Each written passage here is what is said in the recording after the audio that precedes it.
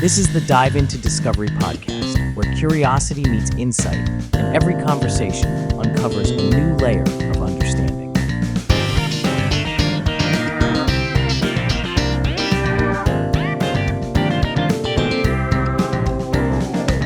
All right, strap in, everyone. Today we are taking a deep dive into the Internet of Things.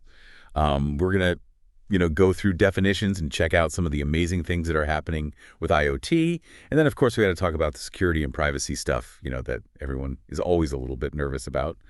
But hopefully by the end of this, whether you're already pretty familiar with IoT or just kind of dipping your toes in for the first time, you'll have a good grasp on where things are at. Yeah. And it's a really fast-moving space. That's what's so fascinating about it. A lot of times we're interacting with IoT without even realizing it. You've got your fitness tracker on your wrist sending data to an app.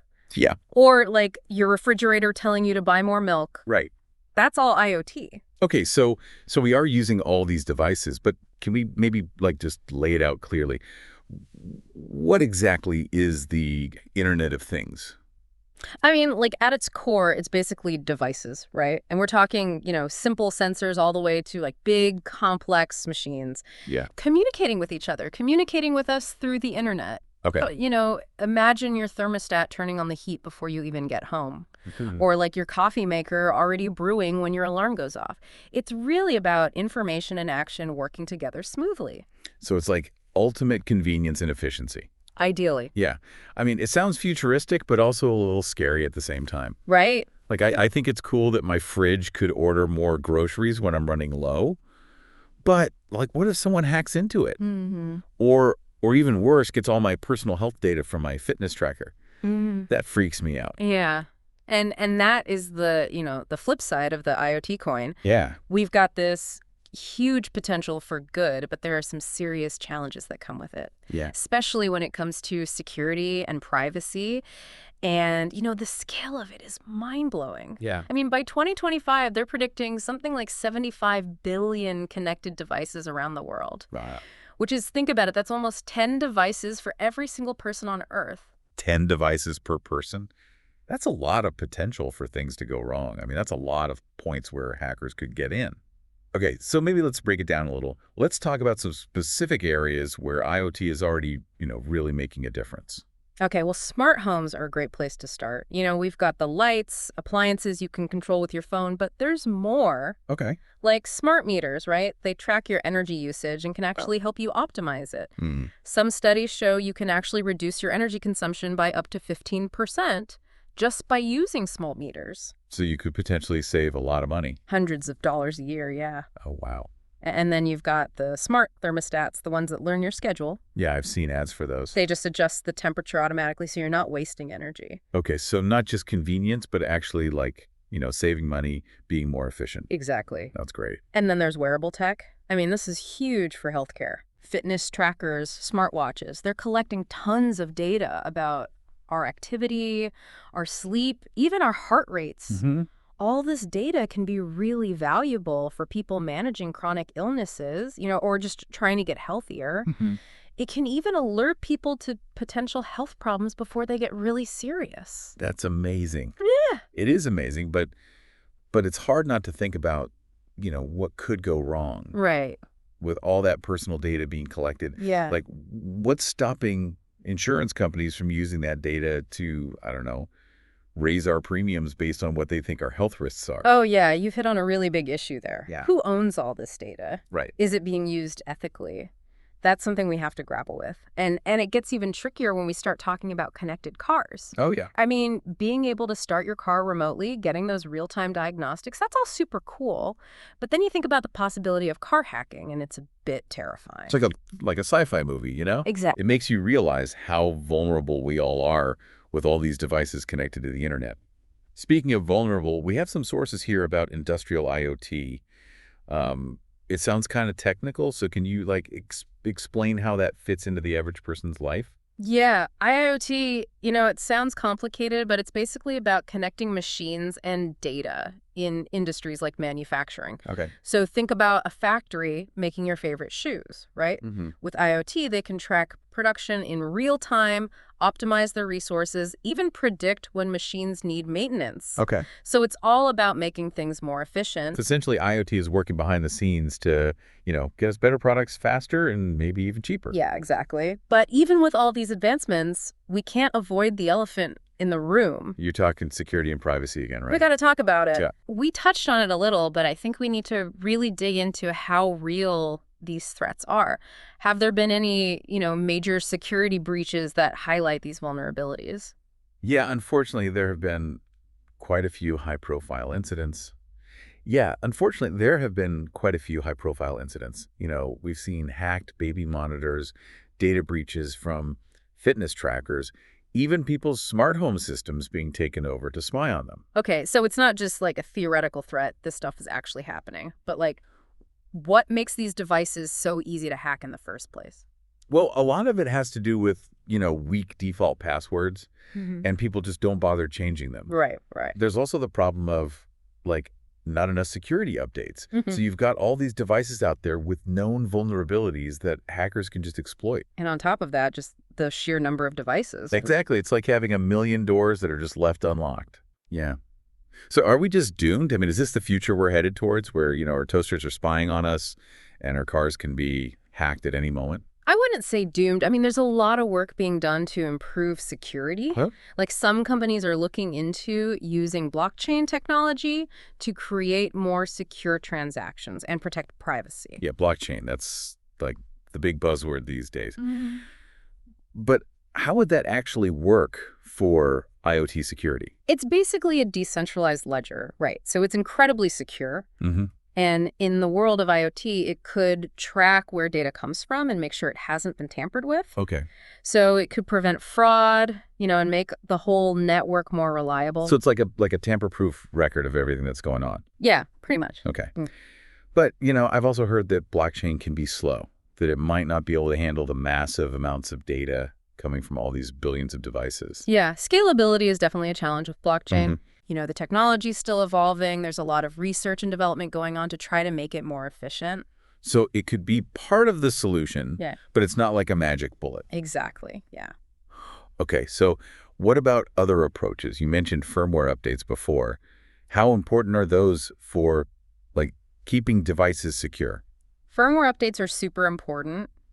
Think of it as, the software that runs your device. Just like any software, it can have bugs that hackers can use to get in.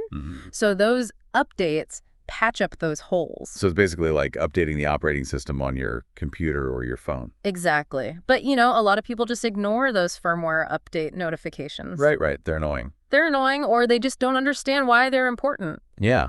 But it's honestly one of the easiest and best ways to protect your stuff. So it's kind of like good digital hygiene in this world of connected devices. Exactly. Okay. But it's not just about individual devices, right? We got to think about the networks that connect all these things together. Yeah, if the network itself isn't secure, then it doesn't really matter how secure your devices are. Okay, that makes sense. And that's why 5G is so important for the future of IoT. 5G, that's the next generation of mobile networks, right? Yeah.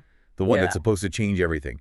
I'll admit, I'm still not entirely sure how it'll actually benefit IoT specifically. It's not just about faster downloads for your phone. It's about low latency, minimal delay in transmitting data. Okay. Which is super important for IoT, especially for applications that need to respond instantly. Like self-driving cars. Exactly. They need to be communicating with each other in real time to avoid accidents. Right. So 5G is basically what will make all that sci-fi stuff a reality. Yeah, it's a big part of it, but of course there are still concerns. Like what? Well, with all that connectivity comes the potential for misuse, right? Oh, yeah. Data collection and surveillance, that whole, Big Brother thing. Exactly. As we create more and more data, we have to be careful about how it's used. Yeah, those smart speakers that are always listening, location tracking on our phones and watches. It's creepy. It is. It feels like we're always giving up a little bit of privacy for convenience. That's exactly it. Yeah. It's this constant trade-off. Right. Okay, so that's the big challenge, right? Yeah. Figuring out how to have the benefits of a connected world without sacrificing our privacy and security. That's the million-dollar question. Yeah. Are there any other concerns or challenges we need to be thinking about when it comes to this whole IoT thing? Well, we've talked a lot about the tech side of things, but we can't forget that IoT is about people, right? It's about how this technology affects our lives, our society, our planet. There's some pretty serious ethical and social implications we need to consider. Oh, yeah, for sure.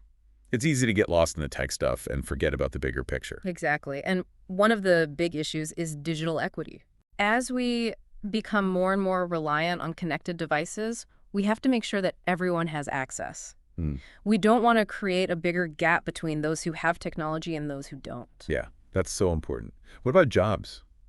Right. As automation becomes more common, a lot of people are worried about losing their jobs. Hmm. We need to make sure people have the skills they need to adapt to this new world. It's like we're in the middle of a new industrial revolution, but this time it's driven by data. Exactly. And like any revolution, there will be winners and losers. We have to make sure that everyone benefits. That's the goal. Okay, so as we move forward with all this technology, we have to be cautious, Right.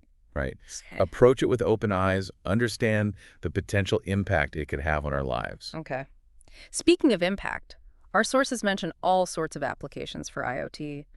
Healthcare, environmental monitoring, even agriculture. Yeah, the possibilities are endless. Can you give us some examples of how it's already being used in these different areas? Sure. In healthcare, we're seeing a lot of progress in remote patient monitoring. Huh? So people with chronic illnesses can get care from their own homes. Hmm. Imagine sensors that track vital signs and send that data to doctors instantly. Oh, wow. It could help with early intervention, maybe even prevent hospitalizations. That's amazing. Oh. But again, all those security concerns come to mind. What's stopping someone from hacking into those systems and messing with patient data or even medical devices? Yeah, you're right. Security is absolutely critical in healthcare. We're talking about life-saving equipment here. Right. You can't have any compromises. Okay, good to know that's being taken seriously.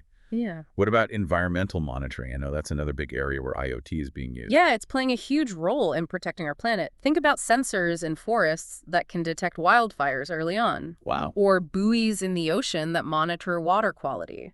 We can collect all this data in real time and use it to understand what's happening to our environment. That's incredible. So we can Yeah. respond to threats more quickly and make better decisions about how to manage our resources. Exactly. Okay, so we've covered a lot of ground today. We talked about what IoT is, how it works, the amazing things it can do, and also, the potential downsides and the security and privacy concerns. As we wrap up this deep dive, what are the main takeaways you want listeners to remember? Well, first of all, I think it's important to remember that IoT isn't some far-off future thing. Right. It's here now. It's already a part of our lives. Yeah. And it has the power to change so much, transform industries, improve our lives, help us solve some of the world's biggest problems. But we have to be smart about it, right? Absolutely. We can't just ignore the risks. Stay informed, be aware of what data you're sharing, and support companies that prioritize security and privacy. We all have a role to play in shaping the future of this technology. Well said. And on that note, I think it's time to wrap up our deep dive into the Internet of Things. Yeah, great conversation. Thanks for joining us. We hope you learned a lot and that you'll keep exploring this fascinating topic. The future is connected, folks. It's up to all of us to make sure it's a good one. Yeah, it's a lot to think about.